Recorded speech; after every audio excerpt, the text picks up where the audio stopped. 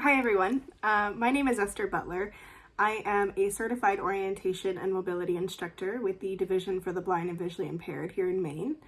And I have been asked to talk a little bit about my profession and kind of how I got into it, and hopefully to intrigue some of you to possibly lean in that direction, in the direction of the blindness field. So I have been a certified orientation and mobility specialist since 2014.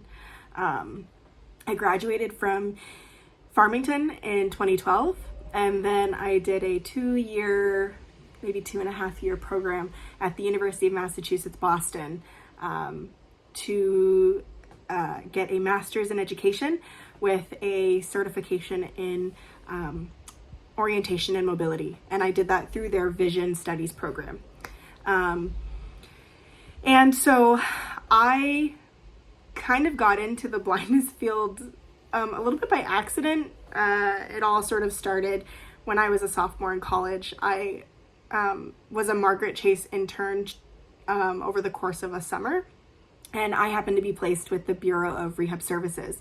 And my supervisor for that internship was really great at kind of introducing me to anyone and everyone within the Bureau, and then its sort of subdivisions. So that includes the Division for the Blind and Visually Impaired, Division for Voc Rehab, and then the Division for the Deaf and Hard of Hearing. And so she happened to introduce me to a woman who kind of had just gotten started as an O&M instructor in Maine. She was an intern and then got a position. And she kind of convinced me that mobility was really a super cool profession and something that might be worth looking into. I kind of knew, even at that point, that I wasn't really sure what I was going to do with my rehab degree, but I knew that I didn't really want to go into like mental health counseling or substance abuse counseling, social work, that sort of thing. I knew that I really wasn't cut out to be a classroom teacher, obviously. But I wanted to teach-ish in some capacity, I think. And I knew I wanted to obviously work with people, and I wanted something that was, a little bit more, had a little bit of variety. And when she was describing the way that she works as a mobility instructor, and in Maine, we're itinerant, which means we go to clients versus being center-based. And that sort of was the kicker. I was like, oh, that's great. I don't have to work in an office consistently. I still do have an office presence, but primarily I'm on the road. And so especially right now, I cover about 4 counties. And so I am on the road quite a bit, working out of my car, seeing multiple people in a day, all over in different environments, which is super, super fun. It can be tiring, don't get me wrong, but it is very much enjoyable. So, I've been working out of our Bangor office with the Division for the Blind since 2014, since I was certified, basically.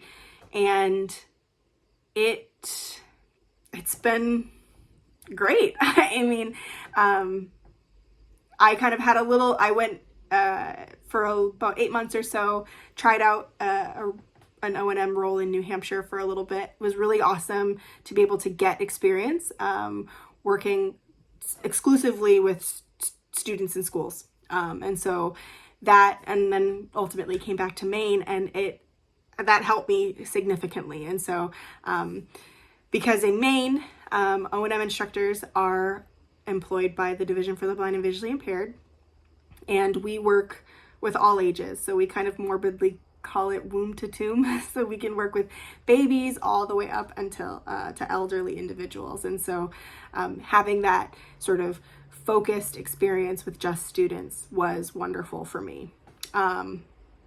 But I really enjoy the fact that we work with all ages. It really breaks up your caseload, it breaks up your day, it kind of keeps you on your toes, because obviously what you're doing with a student in school based on their IEP or 504 is very different than a program that you've created with an older working age adult or a elderly individual who is just in the independent living program, who's trying to remain as independent as they possibly can within their home and their community. So it's really, really interesting, the fact that, you know, things are never the same, I guess, is how I would describe it, which for some is not it, but for me, it really makes keeping that interest in what you're doing going, and it's different every day, which is really nice. And so within the Division for the Blind, at least in Maine, we have 5 offices, 5 counties that we, 5 regions, I should say, Portland, Lewiston, Augusta, Bangor, and Presque Isle. And so there is I think 10 or 11 of us who teach mobility throughout the state, and we're a really tight-knit group. There's a huge range of experience. There's some folks who've been doing this for 30 plus years, and then myself who, you know, almost 10. And then there's, I have some colleagues who are relatively new to the field, one of which you might be hearing from, which is kind of neat, who works in the southern part of the state. So yeah, that's mobility. I mean, the major part of what we do, some of you probably are familiar, but we're often referred to as like the white cane person. We teach folks how to utilize a white cane. And that's just, you know, we can do anything from basic level skills all the way up until upper level, high functioning skills like urban street crossings, urban travel, plane travel, public transit, that sort of thing. So there's a variety of things that we can do. And it all obviously is based on a person's goals and needs and what they're looking for, and age appropriate skill levels, that sort of thing. But we also do work with folks who have utilized guide dogs. We're not the person that teaches them how to work with the dog or gets them matched with the dog. Folks will go to schools for that, guide dog schools for that. But they often will come home and need some sort of follow-up training just to make sure that things are getting settled, you know. And so I've done that as well, which is really fun. That's a whole different sort of layer of mobility that you don't get to do often. But it's really interesting, and again, that keeps you on your toes in terms of what's new, what's expected of travelers who utilize a dog and that sort of thing. So really, really interesting. We also work with folks who utilize wheelchairs. So mobility does not stop if you aren't self-ambulating on your 2 legs. We want to make sure that anyone and everyone can be able to get around safely and efficiently and gracefully, given however they travel. So again, really sort of keeps things interesting. Nothing is ever the same. So that's O&M. I mean, it's a different type of field. It's not something, I think with blindness, it is a very low incidence disability. And I know that when I was in my undergrad, we talked about it. Obviously, it was a part of, you know, your intro to disability. We know that blindness is a thing, but there was no real focus on what kind of career could you have in that particular field. And so I know that when I was sort of falling into blind rehab, I didn't know much, but I'm really glad that I talked to people and got to know that there's a whole layer, a sub-layer of careers within the blindness rehab field. There's not only orientation and mobility, but there's blindness, there's rehab counseling, there is assistive technology specialists, certified low vision specialists. I mean, there are so many different areas that you could go into that all work within the blindness field, and we all work together. Teacher of the visually impaired, That's another one that's a big one. And a vision rehab therapist, big ones. All of which are spectacular. And we all sort of do our own thing, but we all work together to kind of approach a client's program wholly, which is really nice. I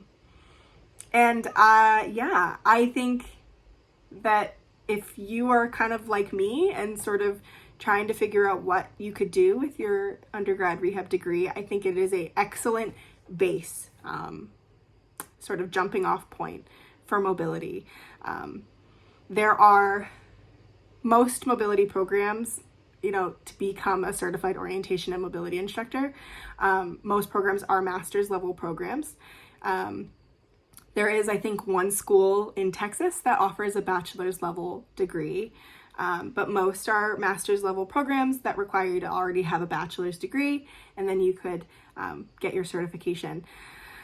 Sometimes I've known folks that have already had a master's in something related, and then they decide they want to become an O&M instructor, and so you can then sort of bypass some of the classes to be able to sit for your certification if you've already sort of gotten your master's in something related.